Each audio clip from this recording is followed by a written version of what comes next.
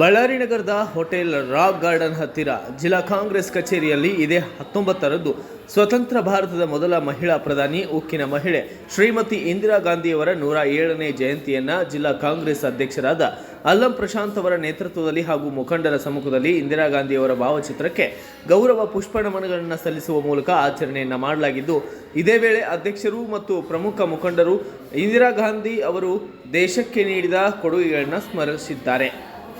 ಈ ಸಂದರ್ಭದಲ್ಲಿ ಕಾಂಗ್ರೆಸ್ ಹಿರಿಯ ಮುಖಂಡರಾದ ಕಲ್ಲುಖಂಬ ಪಂಪಾಪತಿ, ಎಲ್ ಮಾರಣ್ಣ, ಡಿಸಿಸಿ ಕಾರ್ಯಾಧ್ಯಕ್ಷ ಬೋಯಾಪಾಟಿ ವಿಷ್ಣು, ಗ್ಯಾರಂಟಿಗಳ ಅನುಷ್ಠಾನ ಪ್ರಾಧಿಕಾರದ ಜಿಲ್ಲಾ ಉಪಾಧ್ಯಕ್ಷ ಸಂಗನಕಲ್ ವಿಜಯಕುಮಾರ್, ತಾಲೂಕಾಧ್ಯಕ್ಷ ಗೋನಾಳ ನಾಗಭೂಷಣಗೌಡ, ದೇವರಾಜು ಅರಸ ಅಭಿವೃದ್ಧಿ ನಿಗಮದ ನಾಮನಿರ್ದೇಶಕ ಚಂದ್ರಶೇಖರ್ ಆಚಾರ್ ಮತ್ತು ಮಹಾನಗರ ಪಾಲಿಕೆಯ ನಾಮನಿರ್ದೇಶಿತ ಸದಸ್ಯರಾದಂತಹ ಸಮೀರ್, ಮಹಿಳಾ ಘಟಕದ ಜಿಲ್ಲಾ ಎಂಎಸ್ ಮಂಜುಳಾ ಸೇರಿದಂತೆ ಬ್ಲಾಕ್ ಅಧ್ಯಕ್ಷರಾದ ಅಭಿಷೇಕ್, ಲೇಬರ್ ಸೆಲ್ ಅಧ್ಯಕ್ಷರಾದ BA ಮಲ್ಲೇಶ್ವರಿ, ಕೆಪಿಸಿಸಿ ಸಾಮಾಜಿಕ ಜಾಲತಾಣದ ಪ್ರಧಾನ ಕಾರ್ಯದರ್ಶಿ ಶೇಖ್ ಅಫಾಕ್ ಹುಸೇನ್, ಕಾಂಗ್ರೆಸ್ ಮುಖಂಡರಾದ Veerasena Reddy, Yariswamy, Shameem Jagli, MD Ataul, Batri Mahesh, Jagadish Gowda, Gujjala Gadilingappa, Rudrappa, Anjaneya, Lingaraj, radio for Mamata, Kamalamma, Sunita, Geeta, Rashmi, Indira, Lakshmi ಸೇರಿದಂತೆ ಮುಂತಾದವರು ಉಪಸ್ಥಿತರಿದ್ದರು. Bureau report Hemant Raj, Surya news Kannada, Ballari. ಹೇಳ್ತಕ್ಕಂಥ ವಿಷಯಗಳು ಇಂದಿರಾ ಗಾಂಧಿ ಅವರ ಬಗ್ಗೆ ಹೇಳ್ತಾ ಹೋದರೆ ಒಂದು ದಿನ ಕಮ್ಮಿ ಬಿಡುತ್ತೆ. ಆದರೂ ಕೂಡ ಒಂದು ಸಣ್ಣ ಉದಾಹರಣೆಯಲ್ಲಿ ಅವ್ರದ್ದು ದೊಡ್ಡತನ ನೋಡಿಸ್ಬೇಕಂತಂದ್ರೆ ಸಾರಿಗೆ ಗೊತ್ತಿರ್ತದೆ, ಎಲ್ಲ ಹಿರಿಯರಿಗೆಲ್ಲ ಗೊತ್ತಿದೆ, ಯಂಗ್ಸ್ಟರ್ಸಿಗೆ ಈ ಮಾಹಿತಿ ಗೊತ್ತಿರಲಿಕ್ಕಿಲ್ಲ. ಇಂದಿರಾ ಗಾಂಧಿ ಅವರು ಅಮೆರಿಕಾಗೆ ಹೋಗ್ತಾರೆ 1970ದಲ್ಲಿ ಪ್ರಧಾನಿ ಫಸ್ಟ್ ಆದಾಗ.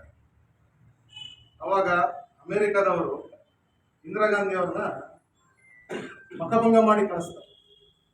ಅವ್ರು 3 ದಿನ ಪ್ರೋಗ್ರಾಮ್ ಇರ್ತಾರೆ. ಪ್ರೆಸಿಡೆಂಟ್ ನಿಕ್ಸನ್ ಅಂತ ಇರ್ತಾರೆ. ನಿಕ್ಸನ್ ಅಂತ ಇದ್ದ ವ್ಯಕ್ತಿ ಮತಭಂಗ ಮಾಡಿ ಕಳಿಸ್ದಾಗೆ ಒಂದೇ ದಿನದಲ್ಲಿ ಇಂಡಿಯಾಗೆ ವಾಪಸ್ ಬರ್ತಾರೆ, ಇರಲ್ಲ. ಅವಾಗ ಅವ್ರು ಹೇಳ್ತಾರೆ, ನಾನು I am my own country, not dependent on USA ಅಂತಂತ ಹೇಳಿ ಗಲಾಟೆ ಮಾಡ್ತಾರೆ.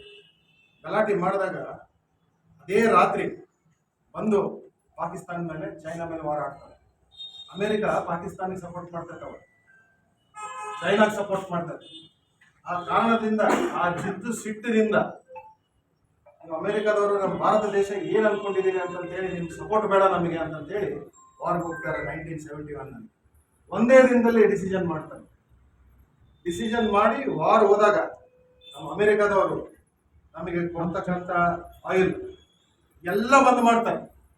ಅವಾಗ ಇವರು USSR, ಇವತ್ತೇನು ರಷ್ಯಾ, ಸೋವಿಯತ್ ಯೂನಿಯನ್ ಇದೆ, ಅಲ್ಲಿ ಹೋಗಿ ಅವ್ರ ಜೊತೆ ಮೈತ್ರಿ ಮಾಡಿಕೊಂಡು ಭಾರತ ದೇಶಕ್ಕೆ ಮಿಲಿಟರಿ ಆಗಲಿ, ಆರ್ಥಿಕ ಎಲ್ಲ ವ್ಯವಸ್ಥೆಗಳನ್ನು ಅಮೆರಿಕನ್ ಬಿಟ್ಟು USSR ಜೊತೆ ಸೇರಿ ಭಾರತ ದೇಶನ ಉನ್ನತ ಮಟ್ಟಕ್ಕೆ, ಇವತ್ತು ಏನೇ ಆಗಲಿ ನಮ್ಮ ಟೆಕ್ನಾಲಜಿ, ಅಮೆರಿಕನ್ ಟೆಕ್ನಾಲಜಿ ಇದ್ದಿಲ್ಲ, ಜರ್ಮನ್ ಟೆಕ್ನಾಲಜಿ, USSR ಟೆಕ್ನಾಲಜಿ ಎದಕ್ಕೆ ಹೇಳ್ತಾರೆ ಅಂದರೆ ಅಮೆರಿಕನ ದೂರ ಇಟ್ಟು ಬರ್ತಾರೆ. ಮತ್ತು ಅದೇ ರಾತ್ರಿ UN ನೇಷನ್ನಿಗೆ ಅಟಲ್ ಬಿಹಾರಿ ವಾಜಪೇಯಿ ಆಪೋಸಿಷನ್ ಲೀಡರ್ ಇದ್ದವರಿಗೆ ಕಳಿಸ್ತಾರೆ.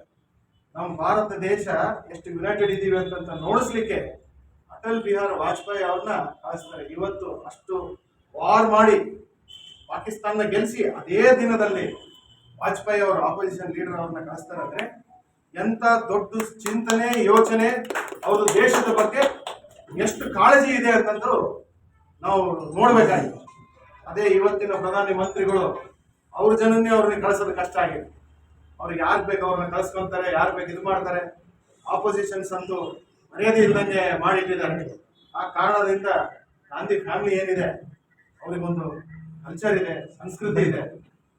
ಆ ರೀತಿಯಿಂದ ಇವತ್ತು ನಮ್ದು ರಾಹುಲ್ ಗಾಂಧಿ ಅವರು, ಸೋನಿಯಾ ಗಾಂಧಿ ಅವರು ಏನು ನಡ್ಸ್ಕೊಂಡು ಹೋಗ್ತಾ ಇದ್ದಾರೆ, ಆ ದಾರಿಯಲ್ಲಿ ನಾವೆಲ್ಲರೂ ಕಾಂಗ್ರೆಸ್ ಪ್ರಿನ್ಸಿಪಲ್ಸ್ನ ಅಳವಡಿಸ್ಕೊಂಡು ಮುಂದೆ ಹೋಗೋಣ ಅಂತ ಹೇಳಿ ನಾನು 2 ಮಾತು ಮುಗಿಸ್ತೀನಿ.